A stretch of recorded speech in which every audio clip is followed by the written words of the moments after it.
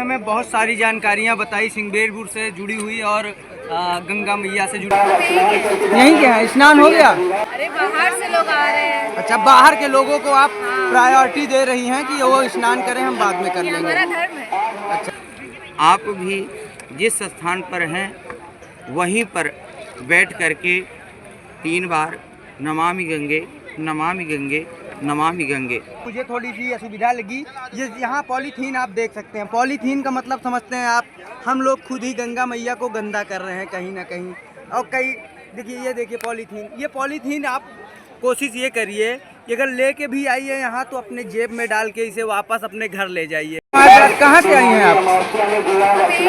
यहीं के हैं, स्नान हो गया? कायदे से स्नान हुआ? अच्छा, संगम क्यों नहीं गई आप?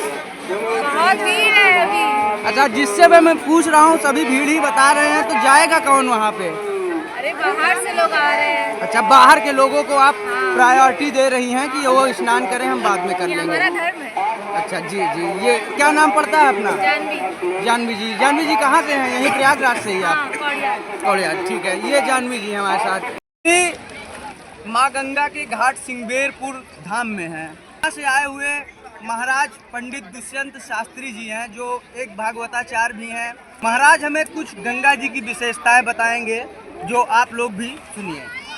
जय श्री राधे, जय श्री राधे। सभी भक्तों के थोड़ा जोर से और सभी संतगणों के चरणों में साधुवाद। आज बड़ी असीम कृपा हुई कि जो सिंगबेरपुर के तट पर स्नान करने का अवसर प्राप्त हुआ। यहाँ की जो कथाएं हैं, जो संत मुनियों ने कथाओं का वर्णन किया, तो बताया गया कि यहाँ पर श्रृंगी ऋषि जी थे और श्री राम जी की बहन, जो राजा दशरथ जी अपने भाई की पुत्री को गोद लिया था, तो राम जी की बहन शांता माता जी का विवाह इसी तट पर श्रृंगी ऋषि के साथ में किया गया। और श्री रामचंद्र भगवान जी जब 14 वर्ष का वनवास हुआ, तो इसी मार्ग से होते हुए प्रयागराज संगम घाट के होते हुए चित्रकूट धाम की तरफ गमन किए थे। तो जब अयोध्या से श्री रामचंद्र भगवान चले, तो यहाँ सिंगबेरपुर के तट पर पहुँचे। तो यहाँ पर श्री रामचंद्र भगवान के साथ में निषाद राज जी का यहाँ पर स्थान था। जब उन्हें पता चला कि श्री रामचंद्र भगवान इस तरफ आ रहे हैं, तो निषाद राज जी दौड़ते हुए गए, श्री रामचंद्र जी के चरणों में गिर करके दंडवत प्रणाम किया। और यहाँ पर रामचौरा घाट है, थोड़ी ही दूर पर, उस स्थान पर लेकर के गए और वृक्ष के पास में वो बैठ करके वहाँ पर कुछ क्षण विश्राम किए थे। वहाँ पर केवट पहुँच करके बड़ी विनती किया कि प्रभु श्री राम हमारे कुटिया में चलें, मगर रामचंद्र जी ने कहा कि मैं इस समय वनवास अवस्था में हूँ, इस कारण से आपकी कुटिया में नहीं जा सकता। तो केवट अपने समस्त परिवार और अपने समस्त समुदाय के लोगों को एकत्रित करके प्रभु श्री राम का यहाँ पर केवट ने चरण धोया था,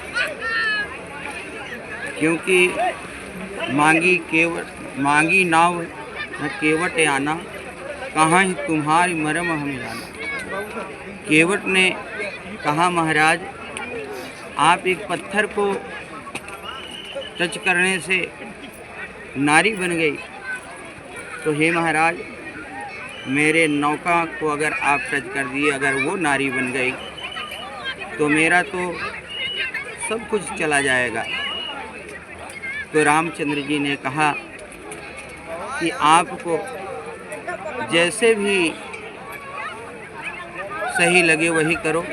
तब केवट ने कहा कि प्रभु श्री रामचंद्र जी से कि महाराज, सबसे पहले मैं आपके पांव चरणों को धो करके चरण पान अमृतपान वो मैं ग्रहण करूँगा, तभी आपको इस नौका में बिठा करके इस गंगा माँ के पार लगाऊंगा।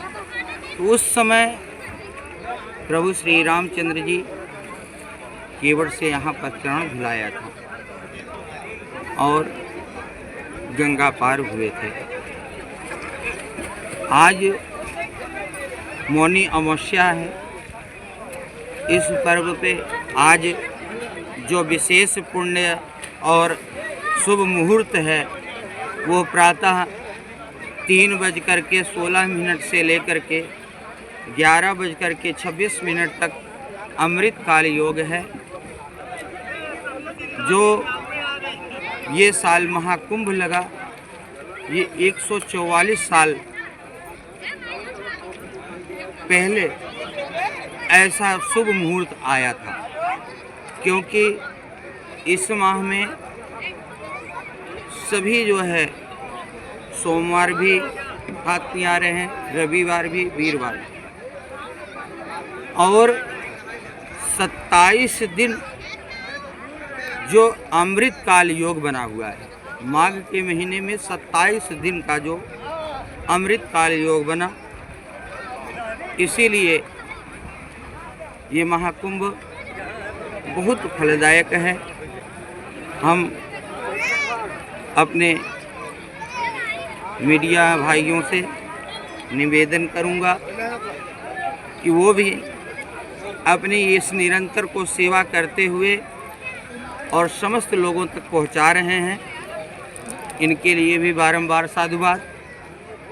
और हम समस्त श्रोताओं से, भक्तों से, माताओं से, बहनों से, सभी से